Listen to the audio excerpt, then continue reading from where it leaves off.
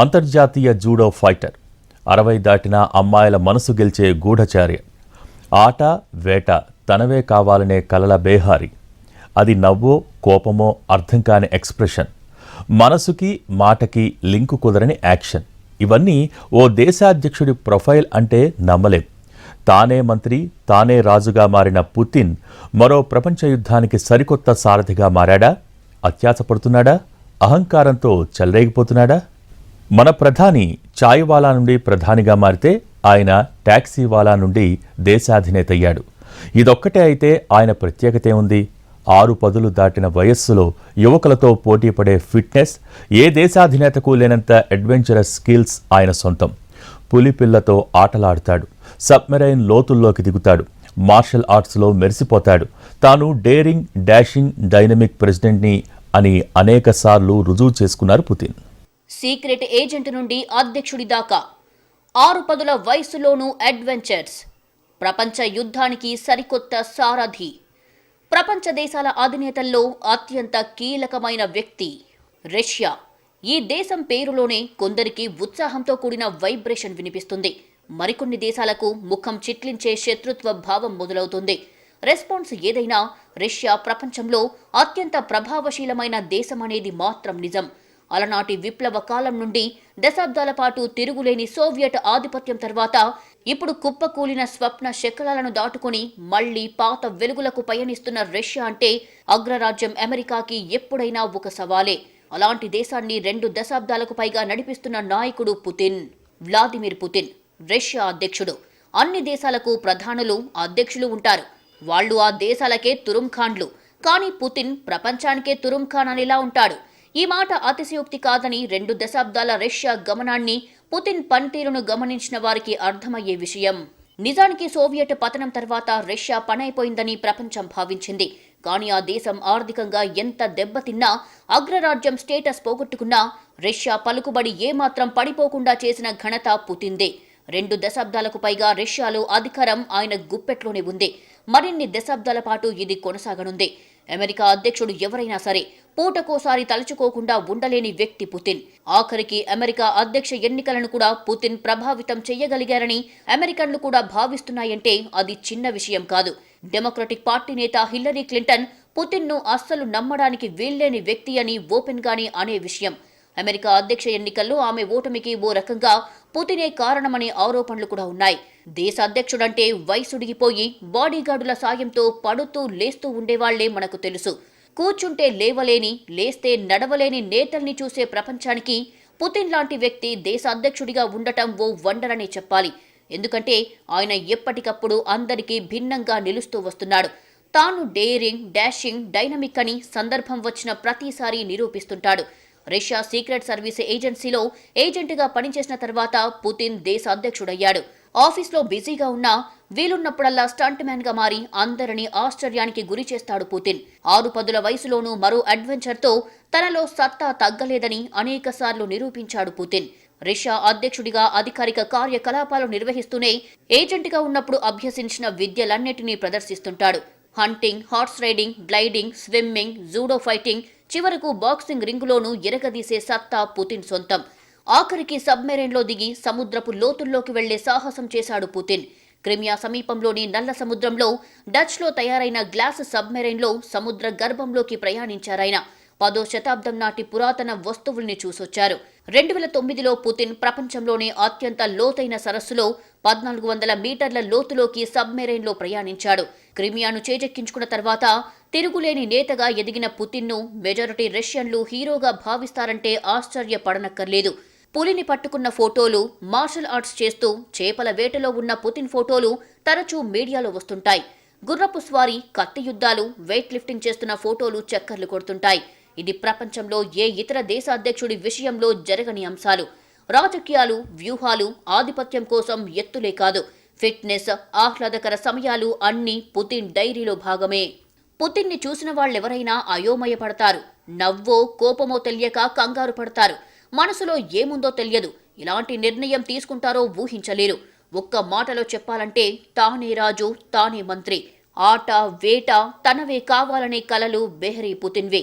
Putin కుటుంబం గురించి మీడియాలో చాలా తక్కువగా చర్చ వస్తుంది. ఆయన 1983లో పెళ్లి చేసుకున్నారు. వీరికి మారియా, క్యాథరినా అనే 2 కూతుళ్లు ఉన్నారు. పుతిన్ అధ్యక్షుడయ్యాక వీరిని రహస్యంగా ఉంచి చదివించారు.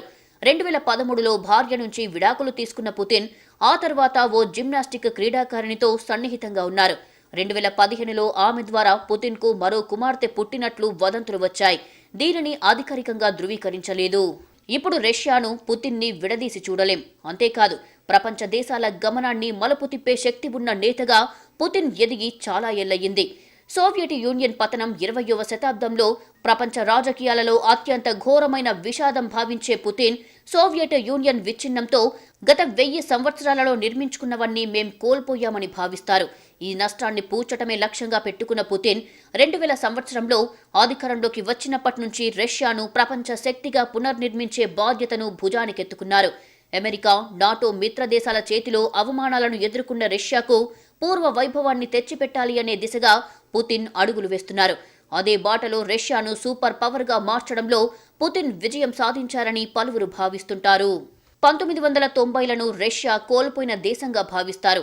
అలాంటి దేశాన్ని మళ్లీ ప్రపంచ పటంపై సముచిత స్థానంలో నిలబెట్టారు పుతిన్.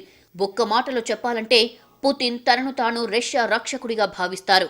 1990లలో విఫలమైన ప్రజాస్వామ్య ప్రక్రియ, తర్వాత రష్యా పతనం, దివాలా తీసిన కాలంలో వచ్చిన పుతిన్ రష్యాను రక్షించారని భావించటంలో ఆశ్చర్యం లేదు.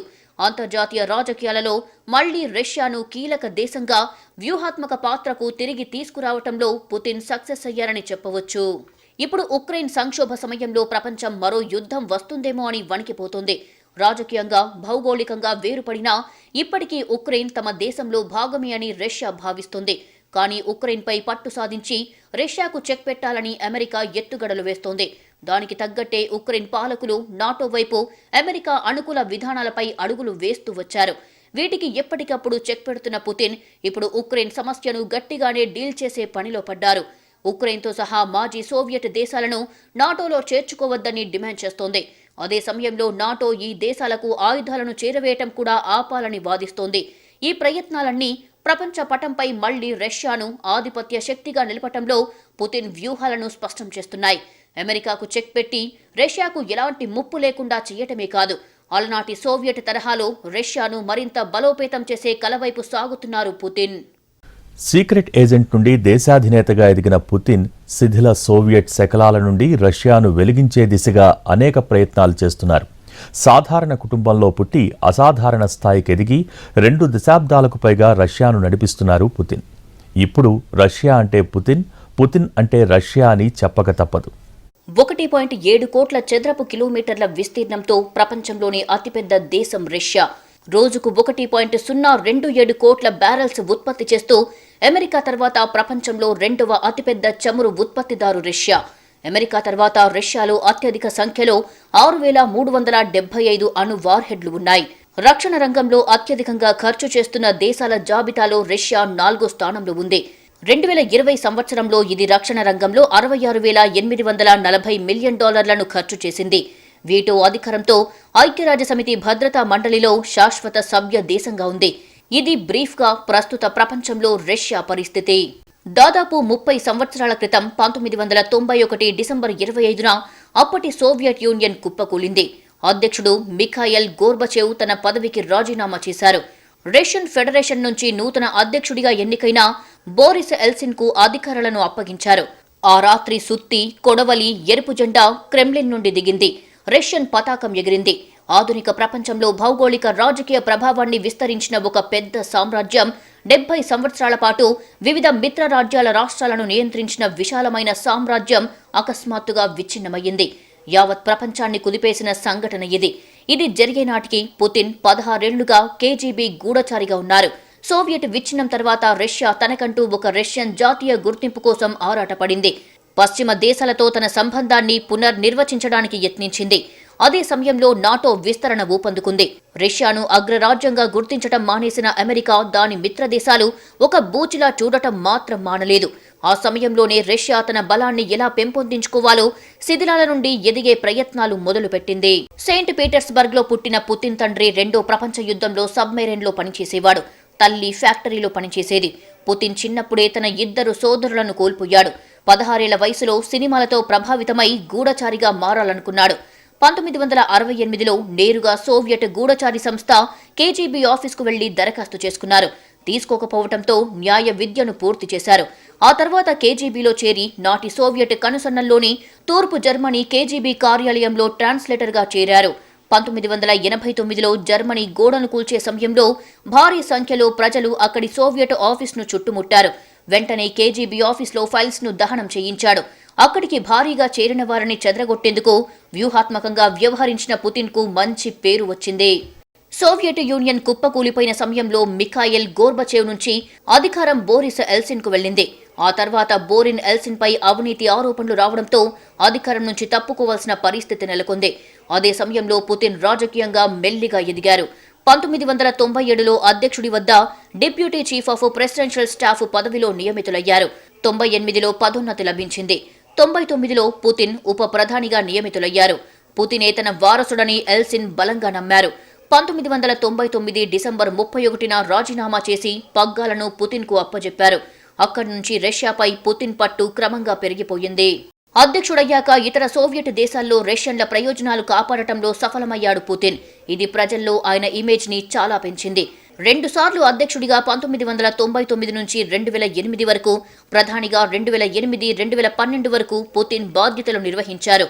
ఏ నాయకుడు 2 సార్లకు మించి అధ్యక్ష పదవిలో కొనసాగరాదన్న రష్యా రాజ్యాంగ నిర్దేశాన్ని అధిగమించడానికి 2008 ఎన్నికల్లో పుతిన్ ప్రధానమంత్రి పదవిని చేపట్టి దిమిత్రి మెద్వదేవ్కు దేశాధ్యక్ష పదవి అప్పగించారు.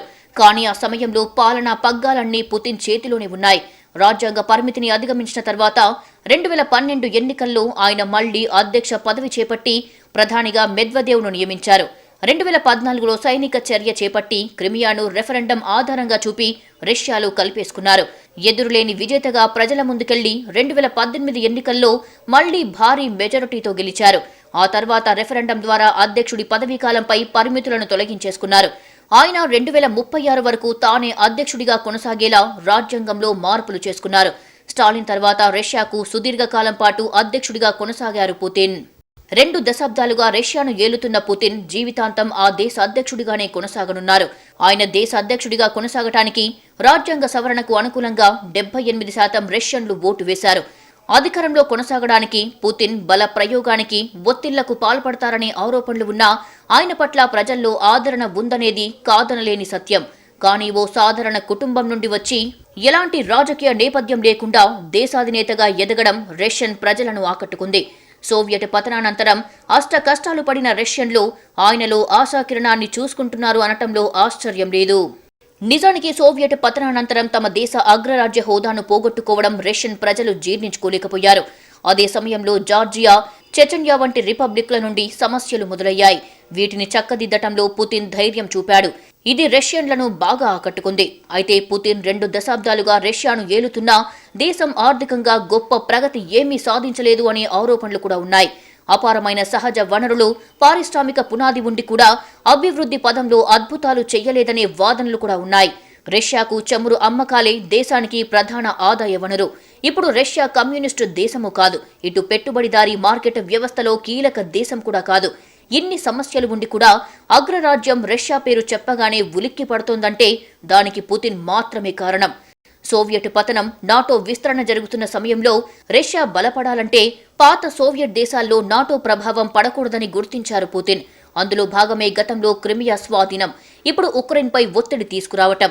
అమెరికా, ఆ దేశాలు స్వతంత్రమైనవి, వాటి ఇష్టం వచ్చినట్టు చేస్తాయని చిలక పలుకులు పలుకుతోంది. కానీ సోవియట్ దేశాల్లో పాగా వేయటమంటే ఎప్పటికైనా రష్యాకు చెక్ పెట్టడానికి ఓ దారి దొరికినట్టే. అందుకే అలాంటి ప్రతి ప్రయత్నానికి పుతిన్ చెక్ పెడుతూ వస్తున్నారు. పుతిన్ ప్రపంచాన్నే మింగేస్తాడని అమెరికా అనుకూల మీడియా ప్రచారం చేస్తూ ఉంటుంది. యుద్ధానికి దిగుతాడు చూడండని ముహూర్తం కూడా పెట్టేస్తుంది. కానీ నాటోను దగ్గరకు కూడా రానివ్వకూడదు, అమెరికా అనుకో ఆటలు సాగనివ్వకూడదు అనుకుంటాడు పుతిన్.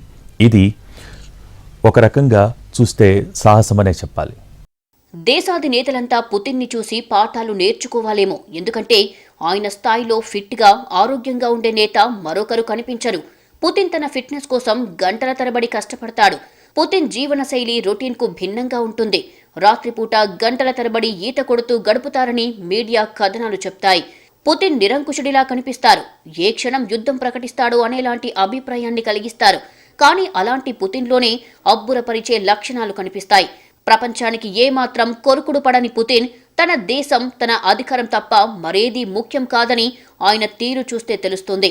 అయితే పుతిన్ తీరు నోటితో మాట్లాడుతూ నొసటితో వెక్కిరిస్తున్నట్లు ఉంటుందని పశ్చిమ దేశాలు భావిస్తాయి.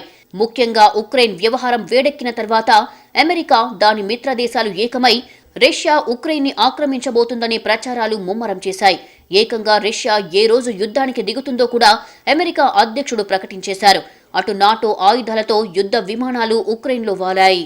నిజానికి రష్యా వాదనే ఒకప్పటి సోవియట్ దేశాల్ని ప్రభావితం చెయ్యటం ఆపండి అని. కానీ దానికి ఒప్పుకోని అమెరికా అండ్ కో రష్యాపై రివర్స్ ప్రచారం తీవ్రంగా సాగించాయి. అయితే ఇటు రష్యా కూడా సై అంటే సై అన్నట్టుగా ఉక్రెయిన్ సరిహద్దుల్లో సైనిక విన్యాసాలు సాగించింది. లక్షల మంది సైనికులను తరలించింది. బెలారస్లోని సైన్యాన్ని రెడీ చేసింది. 2014లో క్రిమియాని రష్యా స్వాధీనం చేసుకోవటమే అమెరికా, నాటో దేశాలకు ఇప్పటికీ మింగుడు పడలేదు. కానీ ఏమీ చెయ్యలేక సైలెంట్ అయ్యాయి. ఇప్పుడు అనేక ఏళ్లుగా సాగుతున్న ఉక్రెయిన్ సంక్షోభంలో ఎప్పటికప్పుడు వేలు పెడుతూ చలి కాచుకునే ప్రయత్నం చేశాయి. దీన్ని సమర్థంగా తిప్పికొట్టడంలో పుతిన్ సక్సెస్ అయ్యాడు అని చెప్పొచ్చు. క్రిమియాను స్వాధీనం చేసుకోవడం పుతిన్ సాధించిన గొప్ప విజయం. అంతేకాదు పశ్చిమ దేశాలకు గట్టి దెబ్బ కూడా.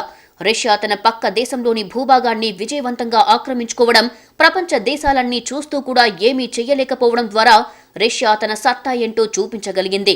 విదేశీ వ్యవహారాల విషయంలో పశ్చిమ దేశాల మధ్య ఉన్న అనైక్యతను, బలహీనతల్ని తనకు అనుకూలంగా మార్చుకున్నారు పుతిన్. సిరియా విషయంలో జోక్యం చేసుకోవడం, అసద్ బలగాలకు మద్దతివ్వడం ఆయనకు అనేక విధాలుగా కలిసొచ్చింది. మరోవైపు కొత్త ఆయుధాలను, మిలిటరీ వ్యూహాలను పరీక్షించేందుకు ఆయనకు ఓ అవకాశం వచ్చినట్టయింది. పైగా రష్యా తన పాత స్నేహితుల్ని విడిచిపెట్టిందన్న ఓ బలమైన సందేశాన్ని ప్రపంచానికి చాటారు పుతిన్. మరోపక్క 2021లో రష్యా వద్ద 2020 కన్నా 50 అణ్వాయుధాలు అదనంగా చేరాయి. తన మొత్తం అణ్వాయుధాలకు 180 న్యూక్లియర్ వార్ హెడ్లను జోడించింది. వీటిలో ప్రధానంగా బహుళ వార్ హెడ్లతో కూడిన భూ ఆధారిత ఐసీబీఎంలు, సముద్రంలో ప్రయోగించే బాలిస్టిక్ క్షిపణులు ఉన్నాయి. సోవియట్ యూనియన్ పతనం తర్వాత విస్తారమైన అణ్వాయుధాగారాన్ని వారసత్వంగా పొందింది రష్యా. తర్వాత తన అణు నిల్వలను గణనీయంగా తగ్గించుకుంది. కానీ ఇప్పటికీ ప్రపంచంలో అత్యధిక అణ్వాయుధాలు ఉన్న దేశాల జాబితాలో రష్యా 2వ స్థానంలో ఉంది. ఇవన్నీ చూశాక రష్యాను చూసి భయపడక తప్పని పరిస్థితిలో పశ్చిమ దేశాలు పడ్డాయి. సోవియట్ రద్దు తర్వాత రష్యా అంతర్జాతీయ హోదా క్షీణిస్తున్న నేపథ్యంలో పాత సోవియట్ ప్రాంతాలలో విదేశీ శక్తుల ప్రభావం పెరగకుండా నిరోధించడమే పుతిన్కు మొదటి ప్రాధాన్యంగా మారింది. ఈ విషయంలో ఆయన సక్సెస్ అవుతున్నారు అని చెప్పాలి. ఏమాత్రం తేడా వచ్చినా యుద్ధం జరుగుతుందనే సంకేతాలిస్తూ వచ్చారు పుతిన్. ఇప్పటికీ ఉక్రెయిన్, రష్యా మధ్య యుద్ధ మేఘాలు కమ్ముకుని ఉన్నాయి. ఎప్పుడు ఏం జరుగుతుందోనని జనం టెన్షన్ పడుతున్నారు. రష్యా, ఉక్రెయిన్ మధ్య యుద్ధ వాతావరణం నెలకొన్న క్రమంలో అమెరికాతో చర్చలు జరిపేందుకు సిద్ధమయ్యింది రష్యా. రష్యా జాతీయ భద్రతకు, నాటోను అతి పెద్ద ముప్పుగా పరిగణిస్తున్న పుతిన్ తమ భూభాగం పరిధిలో నాటో విస్తరించకూడదని మొదట్నుంచి ప్రయత్నాలు చేస్తున్నారు. రష్యా సూపర్ పవర్గా ఎదగటానికి పుతిన్ వ్యూహాత్మకంగా అడుగులు వేస్తున్నారు. లాటిన్ అమెరికాతో సంబంధాలను పెంచుకోవటంతో పాటు అడిగిన వారందరికీ రష్యా ఆయుధాలను కూడా విక్రయిస్తోంది. ఇదంతా పుతిన్ వ్యూహమే. అమెరికా కంటే తక్కువ ఆర్థిక, సైనిక, రాజకీయ శక్తితో రష్యా ఎదుగుతోంది. అమెరికా, యూరోపియన్ యూనియన్లపై వ్యతిరేకంగా సాగుతోంది పుతిన్ విదేశాంగ విధానం. ఒకప్పటి సోవియట్ రిపబ్లిక్లలో రష్యన్లు పెద్ద సంఖ్యలో స్థిరపడ్డారు. సోవియట్ పతనం తర్వాత ఈ రిపబ్లిక్లు స్వతంత్ర దేశాలుగా వేరుపడటంతో అక్కడి రష్యన్ ప్రజలు మైనారిటీలుగా మారారు. వీరి ప్రయోజనాలను కాపాడటానికి పుతిన్ ప్రాధాన్యమిచ్చారు. పుతిన్ తమ పూర్వ ప్రాబల్యాన్ని సంరక్షించుకోవడానికి సిరియాలో గట్టిగా నిలబడ్డారు. చమురు తర్వాత రష్యా ప్రధాన ఎగుమతులు ఆయుధాలే కాబట్టి సిరియాను తమ రక్షవ పాటవ ప్రదర్శనకు వేదికగా ఉపయోగించుకున్నారు. అమెరికా నాయకత్వంలోని దేశాలు రష్యాను శత్రు దేశంగా చూస్తున్న తరుణంలో చైనాతో వ్యూహాత్మకంగా మైత్రి పుతిన్కు తప్పనిసరిగా మారింది. రష్యా ఆర్థికంగా బలహీనంగానే ఉన్నా అంతర్జాతీయ రాజకీయాల్లో దాని పాత్ర ఇప్పటికీ చెక్కు చెదరలేదు. పుతిన్ దూకుడుగా అనుసరించిన విదేశాంగ విధానం వల్ల రష్యా తన పలుకుబడిని కాపాడుకోగలిగింది. 1949లో ఏర్పడిన నాటో కూటమి ప్రధాన లక్ష్యమే సోవియట్ యూనియన్ను విచ్ఛిన్నం చేయడం. సోవియట్ పతనం తర్వాత ప్రపంచం ఏకధ్రువంగా మారిపోయింది. అమెరికా సూపర్ పవర్గా ఎదిగింది. అప్పుడే కొత్తగా రష్యా ఏర్పడింది. రష్యా ఆర్థిక వ్యవస్థ పూర్తిగా చిన్నాభిన్నమయ్యింది. ఒక అగ్రరాజ్యంగా వెలుగొంది విచ్ఛిన్నమైన దేశాన్ని కూడా నాటో శత్రువులాగే చూసింది. పైగా మరింత బలహీనపరిచే ప్రయత్నాలు చేసింది. ఈ పరిస్థితులను దాటుకుంటూ ఎదుగుతూ వచ్చింది. ఇప్పుడు శత్రు దేశాల్లో యుద్ధ భయం కలిగించటంలో రష్యా సఫలమయ్యింది. దీని వెనుక ఉన్న ఒకే ఒక్కడు పుతిన్ మాత్రమే. తానే రాజు, తానే మంత్రిగా యావత్ రష్యాకు ప్రపంచ వేదికపై ఏకైక ప్రతినిధిగా ఎదిగి అగ్రరాజ్యంగా మిగలకపోయినా తన సత్తా ఏమాత్రం తగ్గలేదని రష్యా నిరూపించుకోవటానికి కారణమయ్యాడు పుతిన్.